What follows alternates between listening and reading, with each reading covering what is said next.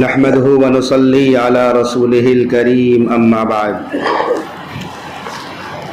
أعوذ بالله من الشيطان الرجيم بسم الله الرحمن الرحيم وإذ قال إبراهيم رب أرني كيف تحيي الموتى قال أولم تؤمن قال بلى ولكن ليطمئن قلبي قال فخذ أربعة من الطير فصرهن إليك ثم اجعل على كل جبل منهن جزءا ثم ادعهن يأتينك سعيا واعلم أن الله عزيز حكيم. وقال الله تعالى ووصى بها إبراهيم بنيه ويعقوب یا بنی ان اللہ اصطفى لكم الدین فلا تموتن الا وانتم مسلمون. وقال النبی صلی اللہ علیہ وسلم انا دعوت ثمرۃ ابی ابراہیم او کما قال علیہ الصلاۃ والسلام.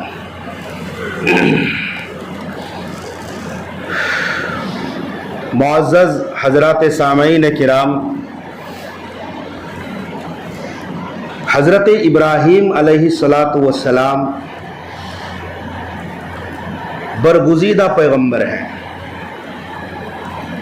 بڑے رسولوں میں سے ہیں، اور ہم سب کے آقا جناب محمد عربی صلی اللہ علیہ وسلم کے بعد سب سے بڑا مرتبہ جن کی شخصیت کا ہے وہ ابراہیم علیہ السلام ہیں. آپ ابو الانبیاء ہیں، یعنی نبیوں کے بھی باپ ہیں. چنانچہ ابراہیم علیہ السلام کے بارے میں کہا جاتا ہے کہ آپ کے بعد جتنے نبی اور پیغمبر دنیا میں آئے سب کے سب آپ ہی کی نسل میں آئے. ہزاروں علماء پیدا ہوئے آپ کی نسل میں. آپ وہ پیغمبر ہیں جن کو اللہ نے اپنا دوست کہا ہے. آپ کا لقب خلیل اللہ ہے. سب سے پہلے جس نے مہمان نوازی کی وہ ابراہیم علیہ السلام ہے. مہمان نوازی کا پہلے تصور نہیں تھا. کسی دوسرے کو مفت میں فری میں اکرام کے ساتھ کھانا کھلانے کا رواج ہی نہیں تھا پہلے. اس کی شروعات حضرت ابراہیم علیہ السلام نے کی ہے. کسی دوسرے کو مفت میں فری میں کپڑا پہنانے کا رواج کبھی نہیں تھا. فری میں مفت میں اللہ کی رضا کے لیے جس نے سب سے پہلے کپڑا پہنایا کسی کو وہ ابراہیم علیہ السلام ہے. اسی لیے کل قیامت کے دن جس کو سب سے پہلے کپڑا پہنایا جائے گا وہ ابراہیم خلیل اللہ علیہ السلام ہے. آپ دوست تھے اللہ کے، اور دوستی یاری میں بے تکلف باتیں ہوتی ہے، باتیں چھپائی نہیں جاتی ہے. جگری دوست کوئی ہونا، ساری دل کی باتیں جگری دوست سے کہی جا سکتی ہے. اسی لیے ابراہیم علیہ السلام چونکہ اللہ کے دوست تھے، ایک مرتبہ ایسے ہی اللہ تعالیٰ سے کہہ دیا ابراہیم علیہ السلام نے، جس کو اللہ نے قرآن کا حصہ بنایا ہے. وَإِذْ قَالَ إِبْرَاهِيمُ رَبِّ أَرِنِي كَيْفَ تُحْيِي الْمَوْتَى. اے میرے رب، میں دیکھنا چاہتا ہوں کہ مرنے کے بعد لوگوں کو آپ کیسے زندہ کریں گے.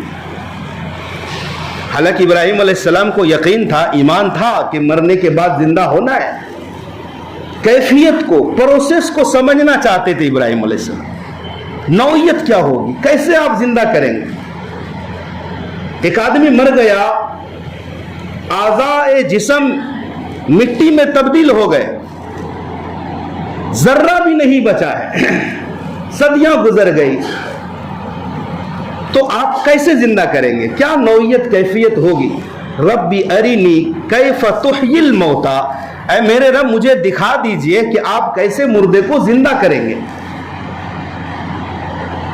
تو اللہ تعالیٰ نے فرمایا اولم تؤمن، ابراہیم کیا تمہیں ایمان نہیں ہے میرے اوپر، کیا تم مومن نہیں ہو، کیا یقین نہیں ہے آپ کو کہ میں مردے کو زندہ کروں گا. ابراہیم علیہ السلام نے کہا بلا ولیکن لیطمئن قلبی، میرے پروردگار مجھے آپ پر کامل یقین و ایمان ہے، لیکن میں یہ پروسیس اس لیے دیکھنا چاہتا ہوں تاکہ میرا دل مطمئن ہو جائے. دل کو اطمینان پہنچانے کے لیے میں یہ دیکھنا چاہتا ہوں کہ آپ مردے کو کیسے زندہ کریں. تو دوستی یاری میں اتنی بے تکلف والی باتیں ہوتی ہیں. کون کہے اللہ سے اس طرح کی باتیں؟ یہ وہی کہے گا جسے اللہ نے یا تو اپنا خلیل بنایا ہے یا اپنا کلیم بنایا ہے. ٹھیک یہی بات اسی طرح کی، بلکہ اس سے بھی ایک قدم آگے موسیٰ علیہ السلام نے کہہ دیا تھا. جب کوہ طور پر گئے اللہ سے باتیں کرنے، تو وہاں بھی موسیٰ علیہ السلام چونکہ بار بار بات کرتے تھے اپنے محبوب سے، اپنے اللہ سے، تو تقاضا ہوتا ہے کہ کتنی باتیں کروں، کم سے کم دیکھ تو لوں جس سے باتیں ہو رہی ہے. رب ارنی انظر الیک، یہ موسیٰ علیہ السلام کی فرمائش تھی. اے میرے رب میں آپ کو دیکھنا چاہتا ہوں، اے میرے رب میں آپ کو دیکھنا چاہتا ہوں. حالانکہ یہ فرمائش پوری نہیں ہو سکتی تھی، نہیں ہوئی. اللہ نے کہا موسیٰ تم مجھے نہیں دیکھ سکتے. تو یہاں بھی وہی فرمائش ہے، اللہ آپ مردے کو کیسے زندہ کریں گے؟ تو اللہ تبارک و تعالیٰ نے بھی بتایا قرآن کریم میں کہ کیسے ابراہیم علیہ السلام کے دل کو مطمئن کیا. اللہ نے مثال سے سمجھایا. قال فخذ اربعۃ من الطیر، ابراہیم دیکھنا چاہتے ہو میں مردے کو کیسے زندہ کروں گا؟ 4 پرندوں کو لو، اڑنے والے 4 پرندہ لو. فصرہن الیک، ان پرندوں کو اپنے سے مائل کرو، پرورش کرو، اپنے ساتھ رکھو، اور 4 کا ایک ایک نام رکھ لو. جیسے بعض لوگ جانور پالتے ہیں نا تو محبت سے نام بھی رکھتے ہیں، اور زیادہ قربت ہوتی ہے جانوروں سے تو ایک ایک کا نام لینے پر جانور بھاگتا ہوا آتا ہے. یہ محبت کی باتیں ہوتی ہیں. اپنے سے مائل کرو. یہ جو قربانی ہم اور آپ عید الاضحیٰ کے موقع پر کرتے ہیں نا، تو اس میں بھی علماء نے لکھا ہے کہ جانور کو پہلے خوب محبت سے رکھنا چاہیے، اپنے سے مانوس ہونا چاہیے. وہ ہاں مانوس ہونا چاہیے، محبت ہونی چاہیے. یہ نہیں کہ آج خرید کر لائے اور کل ذبح کرو تو اس میں وہ ملال نہیں آتا ہے، وہ محبت، وہ کیفیت نظر نہیں آتی ہے. تو جانوروں کو مانوس کرنا چاہیے، محبت کے ساتھ، پریم کے ساتھ، اچھی خدمت کرنی چاہیے. وہ بھی ان جانوروں کی جو اللہ کے نام پر ذبح ہوتے ہیں. قابل رحم ہے، قابل پیار ہے، قابل محبت ہے. اے ابراہیم 4 پرندوں کو لو اور اپنے سے مانوس کرو، محبت پیدا کرو. پھر کیا کرو؟ پھر بوٹی بوٹی بناؤ، ذبح کرو 4 کو، گوشت کے چھوٹے چھوٹے ٹکڑے کرو، آپس میں مکس کرو، پتہ نہ چلے کہ کون سا ٹکڑا کس پرندے کا ہے. ثم اجعل علی کل جبل منہن جزءا، پھر آپ اپنے حساب سے جس پہاڑ پر رکھنا ہے نا، ہر پہاڑ پر ان قیمے والے گوشت میں سے تھوڑا تھوڑا حصہ رکھ دو. تھوڑا اس پہاڑ پر، تھوڑا اس پہاڑ پر، یہ 4 پہاڑوں پر تھوڑا تھوڑا حصہ رکھو. اور ہر پہاڑ پر ہر پرندے کا ٹکڑا ہوگا وہاں. ثم ادعوہن یأتینک سعیا، اے ابراہیم اب ایک ایک پرندے کو نام لے کر پکارو. تم دیکھو گے یأتینک سعیا، بھاگتا ہوا دوڑتا ہوا وہ پرندہ آئے گا. چنانچہ تفسیر روح المعانی میں لکھا ہے کہ ابراہیم علیہ السلام نے ایسا ہی کیا. بوٹی بنائی، ہر پہاڑ پر رکھا اور ایک ایک کا نام لیا. تو ہر پرندے کی بوٹی، ایک اس پہاڑ سے چند ٹکڑے، اس پہاڑ سے چند اس پہاڑ سے، ایک پرندے کی شکل بن کر ابراہیم علیہ السلام کے پاس حاضر ہو گیا. وَعْلَمْ أَنَّ اللَّهَ عَزِيزٌ حَكِيمٌ، جان لو بے شک اللہ زبردست ہے، حکمت والا ہے. تو ابراہیم علیہ السلام نے پوچھا، اللہ نے بتایا کہ میں اس طرح سے مردے کو زندہ کروں گا. سورہ قیامہ میں ہے اَيَحْسَبُ الْإِنسَانُ أَلَّن نَّجْمَعَ عِظَامًا، انسانوں نے کیا سمجھ رکھا ہے کہ ہم اس کی ہڈیوں کو زندہ نہیں کریں گے، ہم انسان کی ہڈیوں کو جمع نہیں کریں گے. بلا قادرین علی ان نسوی بنانا، اللہ کا دعویٰ تو دیکھو، کیوں نہیں ہم جمع کریں گے؟ ارے ہم تو انسانوں کی انگلیوں کے پور کو صحیح سالم جمع کر دیں گے. انگلیوں میں جو پور ہے اور انگلیوں کے پور میں جو نشان ہے، فنگر پرنٹ، جو نشانات ہیں، اللہ کہتا ہے کہ ہم ان نشانوں کو بھی جمع کر دیں گے۔ جب ان نشانوں کو اللہ دوبارہ جمع کر دے گا، بڑی بڑی ہڈیاں اور بڑے بڑے جوڑ اور انسانی شکل، انسانی وجود اور گوشت پوست، اللہ ان کو کیسے زندہ نہیں کرے گا؟ انگوٹھے کے جو پور کے جو نشان ہے، آدم علیہ السلام سے لے کر قیامت تک آنے والے انسانوں کا میچ نہیں ہو سکتا ہے، ہر ایک کا الگ ہے۔ کیا اللہ احسن الخالقین ہے؟ شکلیں تو شکلیں، پور کے نشان بھی ایک دوسرے سے الگ الگ ہیں۔ اربوں خربوں انسان آئے اور آئیں گے، لیکن ہر ایک کا الگ الگ ہے۔ اور اللہ کیا دعویٰ کرتا ہے کہ ہم پوروں کے نشانوں کے ساتھ لوگوں کو جمع کریں گے، کسی کا ایک دوسرے سے ملے گا نہیں۔ سوچو کتنی قدرتوں والا ہے یہ، تو غیروں کا اور اللہ کے دشمنوں کا، جو اللہ کو نہیں مانتا، یہ تو ان کا عقیدہ ہے کہ جب ہم مر جائیں گے اور مٹی میں مل جائیں گے تو ہمیں کون زندہ کرے گا؟ قرآن کریم میں مختلف آیات میں اللہ تعالیٰ نے اس کو جتایا ہے کہ ہم زندہ کریں گے۔ اللہ کہتا ہے کہ کفار کہتے ہیں کہ جب ہم مر جائیں گے، اِذَا مِتْنَا وَكُنَّا تُرَابًا، اور ہم مٹی ہو جائیں گے، ہماری ہڈیاں ختم ہو جائیں گی، کیا ہمیں اللہ دوبارہ زندہ کرے گا؟ او آباؤنا الاولون، ہمارے باپ داداؤں کو بھی اللہ زندہ کرے گا؟ قل ان الاولین والآخرین لمجموعون الی میقات یوم معلوم، آپ کہہ دیجئے کہ بے شک تمہارے اگلے اور پچھلوں کو اللہ ایک وقت متعین پر جمع کر کے رہے۔ حساب بھی تو ہونا ہے نا، حساب بھی ہونا ہے، ہر ایک کو اللہ کے حضور کھڑا ہونا ہے، اپنی زندگی کے کرتوت کو اللہ اجاگر کرے گا، تم دنیا میں کس طرح زندگی گزار کر آئے ہو۔ اللہ زندہ کرے گا ہر ایک کو، کوئی چھوٹ نہیں سکتا، کوئی بچ نہیں سکتا۔ تو ابراہیم علیہ السلام کی ایسی یاری تھی اللہ سے، اتنا اللہ نے آزمایا ابراہیم علیہ السلام کو، قرآن گواہی دیتا ہے وَإِذِ ابْتَلَىٰ إِبْرَاهِيمَ رَبُّهُ بِكَلِمَاتٍ، کہ جب اللہ نے ابراہیم علیہ السلام کا امتحان لیا، امتحان لینے والا، آزمانے والا اللہ ہے، جس کا امتحان لیا جا رہا ہے وہ خلیل اللہ ہے،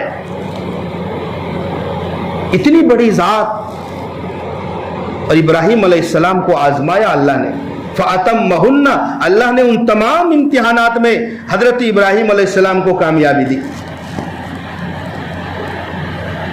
پیدا ہوئے، مشرکانہ ماحول تھا، باپ آزر، با اثر خاندان میں آپ پیدا ہوئے تھے، بادشاہ کا قریبی تھا آزر، اور صرف بت پرست نہیں تھا، اپنے ہاتھوں سے بتوں کو بناتا تھا، بیچتا تھا۔ دنیا کا دستور ہے، جس خاندان، معاشرے اور گھرانے میں بچہ پیدا ہوتا ہے، آگے چل کر بچہ اسی ماحول میں پلتا بڑھتا ہے۔ عموماً ایسا ہوتا ہے، باپ کا جو دین ہوتا ہے بیٹے کا بھی وہی دین ہوتا ہے، باپ یہودی ہے بیٹا بھی یہودی ہے، عموماً، وہ اللہ ہدایت دے وہ الگ چیز ہے۔ باپ نصرانی ہے بیٹا بھی نصرانی، باپ مسلمان گھر میں پیدا ہوا ہے، بچہ پیدا ہوا ہے، باپ کو دیکھا کہ باپ مسلمان ہے، ماں مسلمان ہے، تو بیٹا بھی مسلمان ہے۔ لیکن ابراہیم علیہ السلام ابھی ہوشیار ہو رہے ہیں، جوانی کی دہلیز پر قدم رکھے ہیں، اللہ نے آپ کو فطرت سلیمہ سے نوازا، بچپن سے ہی بتوں سے بیزاری تھی، بچپن سے ہی بتوں کے قریب نہیں جاتے تھے، حالانکہ باپ بتوں کو تراش کر بتوں کو بناتا تھا، پوجا کرتا تھا۔ ابراہیم علیہ السلام نے باپ داداؤں کے دین کو ٹھکرا دیا اور توحید کا ڈنکا بجا کر پوری قوم میں ولبلہ پیدا کر دیا۔ لیکن ابراہیم علیہ السلام جو جوان ہوتے گئے، دوستوں کو توحید کی دعوت دیتے رہے، ایک اللہ کی طرف بلاتے رہے، لیکن ابراہیم علیہ السلام کی ایک خواہش تھی کہ کسی طرح بادشاہ وقت نمرود تک میں پہنچ جاؤں، نمرود کے دربار میں اللہ کی توحید کی باتیں میں پیش کروں اور اس طرح سے حجت پوری ہو جائے، یہ ابراہیم علیہ السلام چاہتے تھے، لیکن بادشاہ تک پہنچوں کیسے؟ تو ابراہیم علیہ السلام کے دل میں ایک بات آئی۔ چنانچہ ابراہیم علیہ السلام کا جو وطن تھا وہ عراق تھا، وہاں کا بادشاہ نمرود تھا۔ سال میں ایک مرتبہ میلہ لگتا تھا، لوگ اپنے شہر بستی کو چھوڑ کر میلے میں جاتے تھے، گانا بجانا ہوتا، اس زمانے کے حساب سے ساز و باز کے ساتھ لوگ میلہ مناتے تھے، سب چلے جاتے، عورتیں بھی، مرد بھی، بچے بھی، سب۔ تو ابراہیم علیہ السلام کو ایک تدبیر سوجھی کہ آج مجھے بھی کچھ کرنا ہے۔ دوستوں نے کہا ابراہیم چلو میلہ چلتے ہیں۔ ابراہیم علیہ السلام کے دل و دماغ پر ایک بوجھ تھا، قوم کی نازیبا حرکات اور قوم کی حالت کو دیکھ کر کڑھن محسوس کرتے تھے، ہدایت کی دعا کرتے تھے، ایک سر پر بھاری بوجھ تھا، روحانی طور پر آپ یوں محسوس ہوتا آپ بیمار لگنے لگے تھے۔ تو ابراہیم علیہ السلام نے کہا کہ میں تو بیمار ہوں، انی سقیم ہوں، میں جا نہیں سکتا، میں بیمار ہوں، آپ چلو۔ تو سب کے سب میلے میں چلے گئے۔ اب ابراہیم علیہ السلام نے اپنے پلان کے مطابق کلہاڑا لیا اور اس محلے میں داخل ہو گئے آپ جہاں مختلف خدا ان لوگوں نے بنا رکھے، بارش برسانے کا خدا الگ، اناج پیدا کرنے کا الگ، بیماری دینے والا الگ، شفا دینے والا الگ، اولاد دینے والا الگ۔ دیکھا تو رب ہی رب ہے، خدا ہی خدا ہے، کوئی پتھر کا ہے، کوئی مٹی کا ہے، کوئی لکڑی کا ہے، اور کوئی پیتل اور تانبے کا ہے۔ ابراہیم علیہ السلام کلہاڑا لے کر گئے اور کسی کی ناک توڑی، کسی کی آنکھ توڑی، کسی کا ہاتھ، کسی کا پیر اور کسی کا سر اڑا دیا۔ ابراہیم علیہ السلام اس رباڑے میں داخل ہو کر سب کو نیست و نابود کر دیا، لیکن ان میں جو سب سے بڑا والا تھا اس کو چھوڑ دیا اور کلہاڑا اسی کی گردن میں لٹکا دیا۔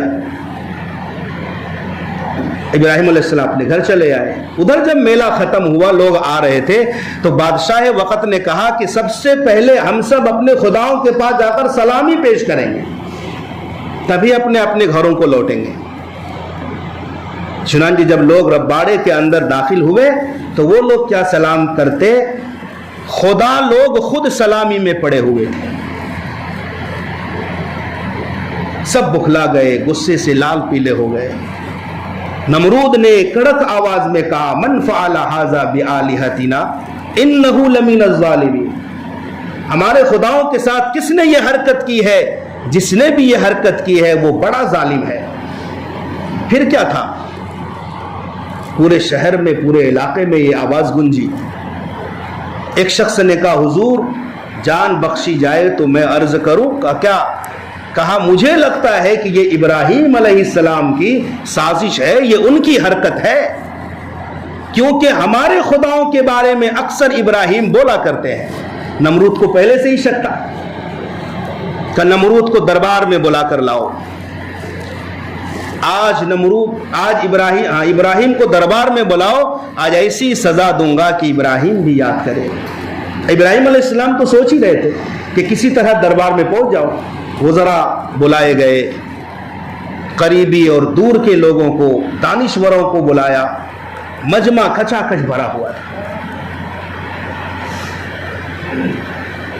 تو ابراہیم علیہ السلام سے پوچھا گیا اَأَنْتَ فَعَلْتَ هَذَا بِآلِهَتِنَا یا ابراہیم ہمارے خداؤں کے ساتھ آپ نے یہ کام کیا ہے؟ ابراہیم علیہ السلام نے کہا بل فعلہ کبیرہم ھذا فاسألوہم ان کانوا ینطقون، یہ جو بڑا خدا ہے ان سے پوچھو نا، پوچھو ان سے، انہوں نے کیا ہوگا۔ لوگوں نے کہا کہ یہ تو بولتے نہیں ہیں۔ ابراہیم علیہ السلام نے کہا افسوس ہے تمہارے اوپر، کیوں ایسی چیزوں کو تم پوچھتے ہو اور خدا اور رب کا درجہ دیتے ہو جو بول نہیں سکتے، جو سن نہیں سکتے، جو اپنی بھی مدافعت نہیں کر سکتے، اپنے آپ کو بچا نہیں سکتے۔ ابراہیم علیہ السلام سے پوچھا نمرود نے تمہارا رب کون ہے؟ ابراہیم علیہ السلام نے کہا میرا رب وہ ہے جو مشرق کا بھی رب ہے مغرب کا بھی رب ہے، اور جو مارتا ہے اور جلاتا ہے۔ نمرود نے کہا وہ تو میں بھی کرتا ہوں۔ کہا 2 قیدی کو پکڑ کر لاؤ جو قید میں پہلے سے ہی تھے جیل میں، ایک کو مار دیا ایک کو چھوڑ دیا، کہا دیکھو میں نے مار دیا اور اس کو معاف کر کے اس کو زندہ رکھا۔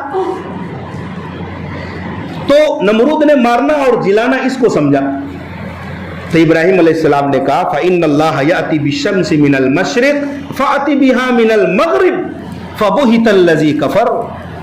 ابراہیم علیہ السلام نے کہا کہ میرا رب وہ ہے جو روزانہ مشرق سے سورج کو نکالتا ہے اور مغرب میں ڈوباتا ہے۔ اے نمرود اگر تو خدا ہے تو مغرب سے سورج کو نکال کے دکھاؤ۔ فَبُهِتَ الَّذِي كَفَرَ، کفر پسپا ہو گیا، بھاگ گیا، مبہوت ہو گیا، کوئی جواب نہیں بن پڑا۔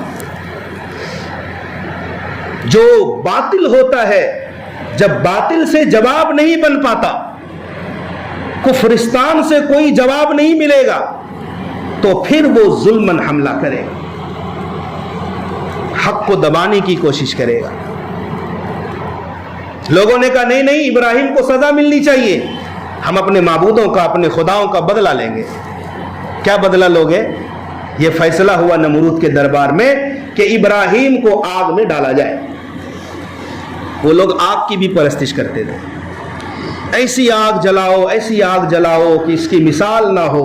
عورتیں منت ماننے لگی کہ اگر میرا فلاں کام ہو گیا ابراہیم کو جلانے کے لیے اتنی لکڑیاں اکٹھی کر کے لاؤں گی۔ لوگ منتیں ماننے لگے، ایک الاؤ تیار ہوا بڑے وسیع و عریض میدان میں کہ ابراہیم کو آگ میں ڈالا جائے گا، اور وہ آگ کے شعلے اتنے بلند ہوئے کہ آسمان سے باتیں کرنے لگی۔ اب پلان ہوا کہ ابراہیم کو ڈالنا ہے آگ میں، مگر قریب جائے کون؟ وہ تو بڑی خطرناک آگ تھی۔ تو گوفن میں جھولے ٹائپ کا گوفن بنایا گیا کہ دور سے ہی ابراہیم کو آگ کے بیچ میں ڈالا جائے۔ درخواست بھی نہیں کر سکتے ابراہیم آپ چلیے آگ کے اندر، وہ تو ڈالنا پڑے گا نا۔ تو ابراہیم علیہ السلام کو یوں گوفن کے ذریعے بیچ میں ڈالا گیا۔ اب سنو ابراہیم علیہ السلام کا ایمان کتنا بلند تھا، ایمان کے کس بلند مرتبے پر آپ فائز تھے۔ آگ میں آپ ڈالے جا رہے ہیں، فرشتوں میں ہلچل مچ گئی، کیا ہونے جا رہا ہے؟ اللہ کا خلیل آگ میں جا رہا ہے۔ فرشتوں نے اللہ سے اجازت مانگی، اجازت تو دیجئے ابراہیم کی کچھ مدد کر سکے۔ کہا ٹھیک ہے میری طرف سے اجازت ہے، مگر جس کی مدد کرنے جا رہے ہو ذرا اس سے بھی پوچھ لینا آپ کو ضرورت ہے یا نہیں، مدد کی ضرورت ہے یا نہیں۔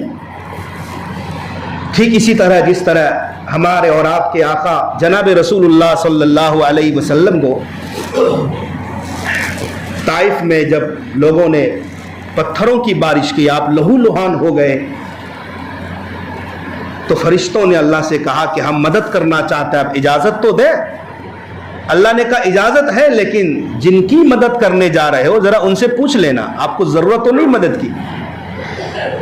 پہاڑوں کے فرشتے آ گئے تھے، ہمارے آقا سے کہہ رہے تھے آپ حکم دیجئے دونوں پہاڑوں کو ملا کر طائف والوں کو پیس ڈالو، سب ہلاک ہو جائیں گے۔ ہمارے آقا نے فرمایا اجازت نہیں ہے، یہ لوگ ہمیں جانتے نہیں ہیں، میں امید کروں گا، میں صبر کروں گا، انتظار کروں گا، ان کے بچے آنے والی نسلیں ہمارا کلمہ پڑھ کر دین کو بلند کریں گے۔ اگر یہ مجھے جان لیتے تو ایسے حرکت نہیں کرتے۔ تو فرشتے اجازت لے کر آئے، جبریل علیہ السلام آئے، میکائیل علیہ السلام آئے، اسرافیل علیہ السلام آئے۔ وہ جس طرح ویڈیو دیکھتے ہیں نا، کبھی بالکل سلو رفتار میں روک کر،